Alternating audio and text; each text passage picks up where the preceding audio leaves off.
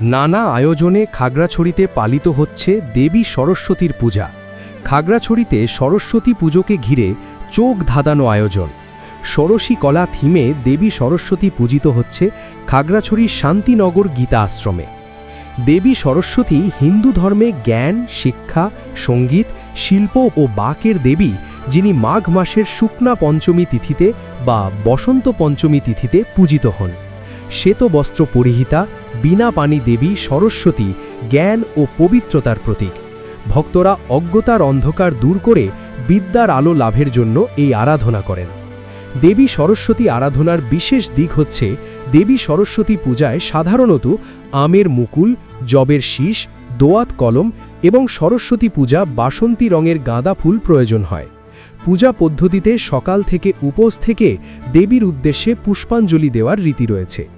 এই দিন শিক্ষার্থীরা, বিশেষ করে ছোট শিশুরা, লেখালেখির হাতেখড়ি ও জ্ঞান অর্জনের প্রার্থনা করে।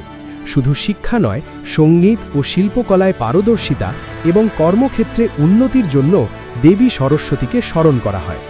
সনাতন ধর্মাবলম্বীরা এই দিনে দেবী সরস্বতীর চরণে পুষ্পার্ঘ্য অর্পণ করে জ্ঞান ও প্রজ্ঞার আলোয় আলোকিত জীবনের জন্য প্রার্থনা করেন। এই উপলক্ষে জেলার স্কুল ও কলেজ সহ বিভিন্ন মণ্ডপে শিক্ষার্থীরা বাণী অর্চনা সহ নানান ধর্মীয় অনুষ্ঠানের আয়োজন করা হয়েছে। শুক্রবার সকাল হতে ভক্তরা ভিড় করেন মায়ের অঞ্জলি নিতে। ঢাক, ঢোল, কাঁসর, শঙ্খ ও উলুধ্বনিতে মুখরিত হয়ে ওঠে পূজা মণ্ডপগুলো। সরস্বতী পূজা উপলক্ষে কেন্দ্রীয় লক্ষ্মীনারায়ণ মন্দির, জগন্নাথ মন্দির, শান্তিনগর গীতা আশ্রম মন্দির, খাগড়াছড়ি সরকারি কলেজ, শালবাগান কালী মন্দির, ভুবনেশ্বরী কালী মন্দির সহ জেলার বিভিন্ন মন্দির ও শিক্ষা প্রতিষ্ঠানগুলোতে পূজা ছাড়াও পুষ্পাঞ্জলি প্রদান, প্রসাদ বিতরণ, ধর্মীয় আলোচনা সভা, সাংস্কৃতিক অনুষ্ঠান, সন্ধ্যা আরতি ও আলোকসজ্জা করা হয়েছে। সকাল থেকে আমরা উপোস থেকে অঞ্জলি নিতে আসছি।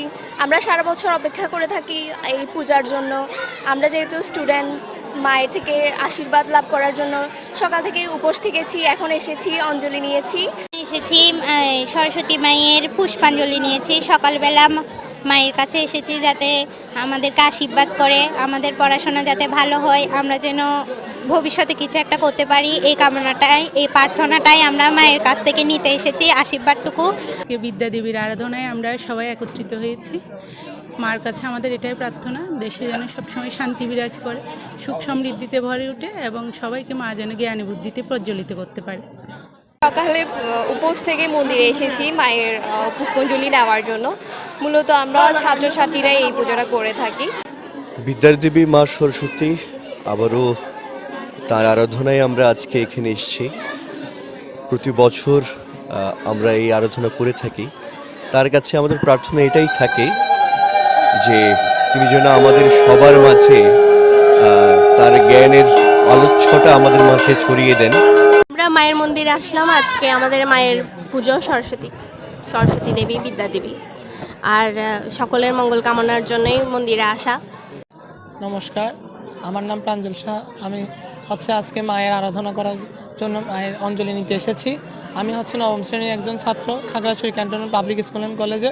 আসলে সব দেবতা এবং দেবীরে আমরা আরাধনা করে থাকি, কিন্তু বিশেষভাবে এনারে আরাধনা করি কারণ আমাদের বিদ্যা বুদ্ধি যাতে ভালো থাকে এবং আমরা যাতে পরীক্ষায় ভালো ফলাফল অর্জন করি, এই কামনার জন্য ভগবানের কাছে এটাই প্রার্থনা। সবাইকে নমস্কার ও শ্রী শ্রী বাণী অর্চনা 2026-এর শুভেচ্ছা। আজকে আমাদের সরস্বতী পুজো প্রতি বছরের ন্যায় এবছরও শান্তিনগর শ্রী শ্রী গীতাশ্রম প্রাঙ্গণে সরস্বতী পুজোর আয়োজন করা হয়েছে। আমাদের এবারে সরস্বতী পুজোর ভাবনা হচ্ছে ষোড়শী কলা। তো আজকে আমাদের সারাদিন ব্যাপী অনুষ্ঠান আছে। দুপুরে গীতা পাঠ এবং রাতে বিকালে নৃত্যানুষ্ঠান এবং রাতে সঙ্গীতানুষ্ঠান। আজকে আমরা সবাই সকালে নতুন জামা কাপড় পরে মায়ের কাছে অঞ্জলি নিতে এসেছি। মায়ের কাছে প্রার্থনা করেছি যেন সারা জীবন আমাদের পড়াশোনাটা ভালোভাবে আমরা চালিয়ে যেতে পারি।